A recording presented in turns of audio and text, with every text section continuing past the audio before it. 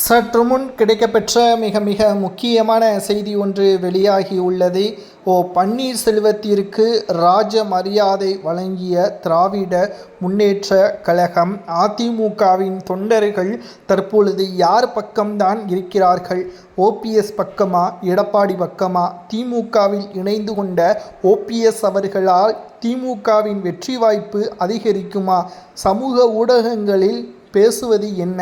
குறிப்பாக ஓபிஎஸ் அவர்கள் திமுகவில் இணைந்தது எடப்பாடி கொடுத்த நெருக்கடிதான் என்பதில் துளி அளவு கூட சந்தேகமே கிடையாது. ஓபிஎஸ் அவர்கள் இணைவதற்கு முன்பாக அத்தொகுதியில் உள்ள அதிமுகவின் மிக முக்கியமான நபர்களிடம், தனது ஆதரவாளர்களிடம் கலந்து ஆலோசனை செய்து முடிவுகளை வெளியிட்ட பிறகுதான் திமுகவில் ஓபிஎஸ் அவர்கள் இணைந்து கொண்டார். மேலும் ஓபிஎஸ் அவர்கள் இணைவதற்கான அறிவிப்புகளை வெளியிட்ட உடனே ஓபிஎஸ் அவர்களை அண்ணா அறிவாலயத்தின் வாசலிலேயே ஸ்டாலின் அவர்கள் வரவேற்றதும் குறிப்பிடத்தக்கது. ராஜ மரியாதையுடன் திமுகவில் ஓபிஎஸ் அவர்கள் இணைக்கப்பட்டார். இது ஓபிஎஸ் அவர்களுக்கு வெற்றி வாய்ப்பை தேனி மாவட்டம் முழுவதும், தென் மாவட்டங்களில் ஓபிஎஸ்ஸிற்கான ஆதரவு தற்பொழுது திமுகவிற்கு வந்துவிட்டது.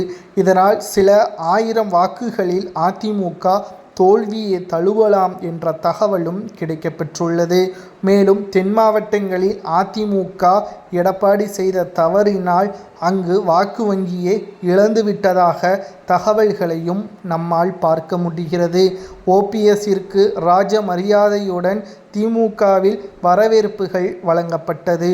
ஓபிஎஸ் அவர்கள் வருகின்ற அரசியலில் நிச்சயம் எம்எல்ஏவாக பொறுப்பேற்று சட்டசபையில் திமுக ஆட்சி அமையுமேயானால் சபாநாயகராக பொறுப்பேற்பார்.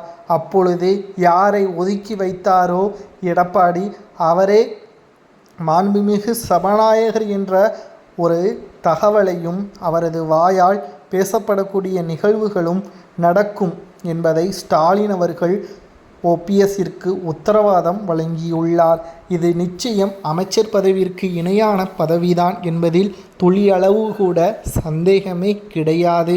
மாண்புமிகு சபாநாயகர் என்ற பெருமை ஓபிஎஸ்ஸிற்கு வழங்குவது சரியா தவறா என்பதையும் அதிமுகவின் உண்மையான தொண்டர்கள் கமெண்ட் வாயிலாக கூறுங்கள். திமுகவில் ஓபிஎஸ் அவர்கள் இணைந்து கொண்டது திமுகவின் தொண்டர்களுக்கு சாதகமாக இருக்கிறதா அல்லது ஓபிஎஸ் இணைந்தது தவறா என்பதை கமெண்ட் வாயிலாக கூறுங்கள்.